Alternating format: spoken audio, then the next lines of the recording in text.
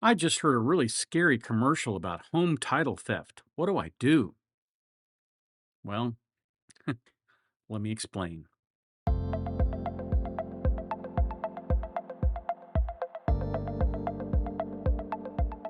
Hi, Tony DeWitt here. I'm a Missouri appellate attorney, retired, and I bring you a fresh perspective on the law without offering any legal advice.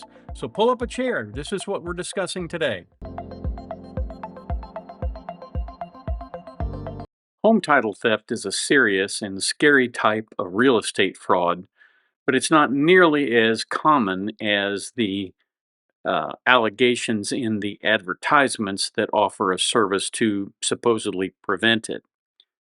Here's how home title theft actually works. It's known as deed theft or title fraud, and it's a serious scam, and it typically involves a criminal using fraudulent documents to transfer the ownership, the title to the property, into their own name without the rightful owner's knowledge or consent. Here's how the process generally unfolds. Identity theft is the first step. The criminal starts by obtaining the homeowner's personal information through methods like phishing or mail theft to create fake identification. Identity theft is a serious problem on its own, and here are the most frequent ways that people's identities get stolen. Data breaches. Hackers break into databases of companies, banks, hospitals, and other government agencies. And those data breaches can expose social security numbers, credit card numbers, emails, and passwords. You might never know your data was leaked until it's used. For example, the Equifax data breach in 2017 exposed the personal data of 147 million people. Then there's phishing. Criminals send fake emails, texts, or phone calls pretending to be legitimate companies. They trick you into clicking malicious links or giving up personal information. Some of those links may provide a backdoor into your home computer.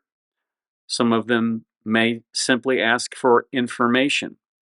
But whatever the case, you can be sure that if you didn't ask to have a text sent to you, or if it's from someone that you don't know, it's probably not a good idea to even open the email or the text. As an example, an email pretending to be your bank may ask you to verify your account. This could simply be someone trying to figure out where you have a bank account with. I frequently get emails in my spam folder from a wide variety of people saying something to the effect of, it's possible that someone is trying to enter into your Southern bank account, and unfortunately, I don't have an account with that Southern bank, and so I know I don't need to click on that email to know that it's fraudulent. You have to be very wary of anything that has anything to do with your banking or other accounts, even your account for your gas bill and your electric bill can give up information that might wind up hurting you later on. So, again, be very careful in that regard. Then there's mail theft. Thieves steal sensitive documents right out of mailboxes every day. Bank statements, pre approved credit offers, tax documents, medical bills, all of these can be used to commit fraud. Now, if you're lucky and you're in a subdivision that has locking mailboxes, you don't really have to worry about that too much because the only people who can steal that mail would be Postal Service employees. And while there are a few dishonest postal employees, the majority are honest, and it's not a huge concern. But if you have an open mailbox that sits out on the street that someone can come by and open up at will, that's a serious concern, and as a result, you need to be aware that people sometimes do come by and steal mail out of those boxes. So if you know your mail gets delivered at 11 o'clock, at 11:05, you ought to be out there getting your mail every day. Skimming. Devices called skimmers are attached to ATMs or gas pumps, ATMs being a really important way that they do this. And when you swipe your card, they capture your card data.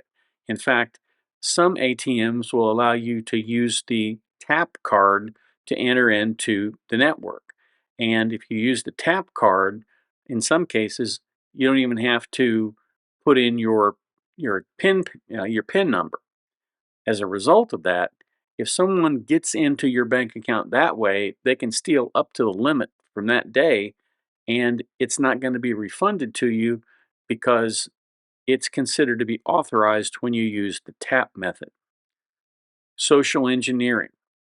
Fraudsters exploit publicly available information, like your social media, to impersonate you. They might call customer service and use your details, your birthday, your address, to reset passwords, and then take action based on that. And then, as I mentioned earlier, malware and spyware are often used to infect your computer or smartphone. They capture keystrokes, login credentials, and files. So, for example, downloading a fake invoice attachment will often install spyware.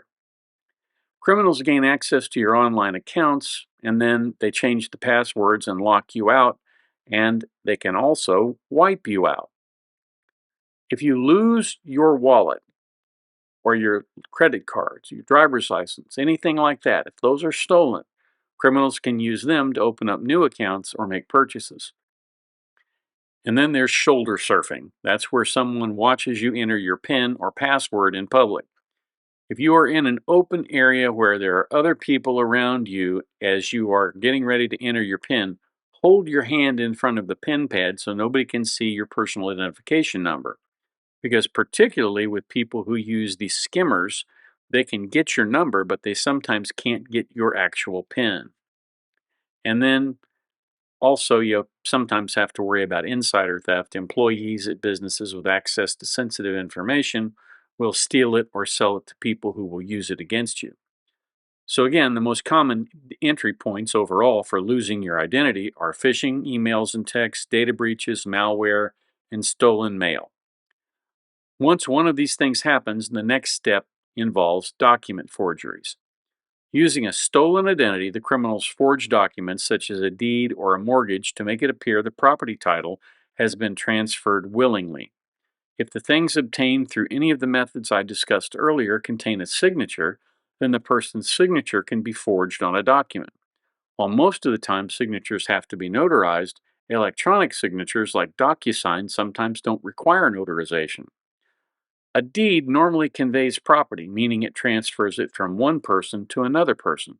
So the scammer, let's call him Bill, forges a document with your name and identifying social security number, and that document transfers all right, title, and interest in the property to him. He can now claim ownership over the property and lease it or sell it if no one is diligent in comparing signatures. Once the documents are forged, the next step is to file them with the proper authorities. That's usually the recorder of deeds. These forged documents are filed in the county where the property exists, and once processed, the title is officially transferred to the criminal. So, with the stolen title, they, as I said earlier, they can sell or lease the property or take out mortgages or loans, leaving the homeowner responsible for the debt. The consequences for homeowners can be severe. You can really have financial ruin as a result. You may have to hire attorneys to help you get your home back. And even then, if fraudulent loans have been taken out against your home, you may have a real hard time getting that kind of problem solved. So it's best if you do something that is fairly simple and fairly economical to do, which is engage in effective monitoring of your home's title. This webpage from Walton County's Recorder of Deeds office has a notification service where you can sign up and it will notify you of any document that is filed that has to do with your property. And they will send you an email and let you know if somebody files a document. And the sooner you act, the faster you can get something taken care of. You can identify the fraud much more quickly.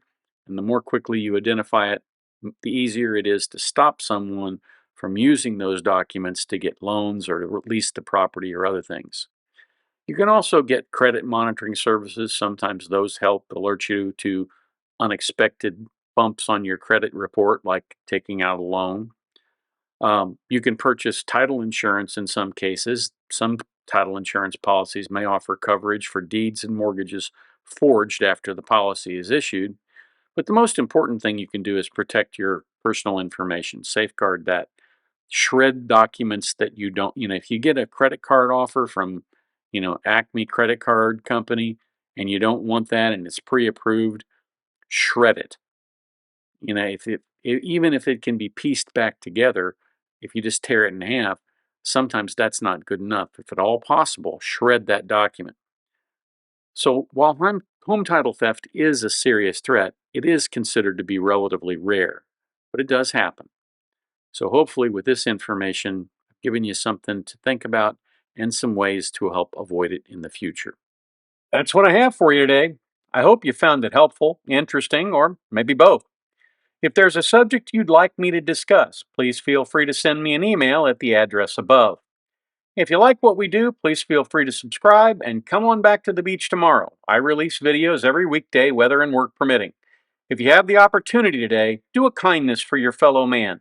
It makes the world a better place, one kind act at a time. And now, YouTube has some suggestions for other videos of mine that you might like.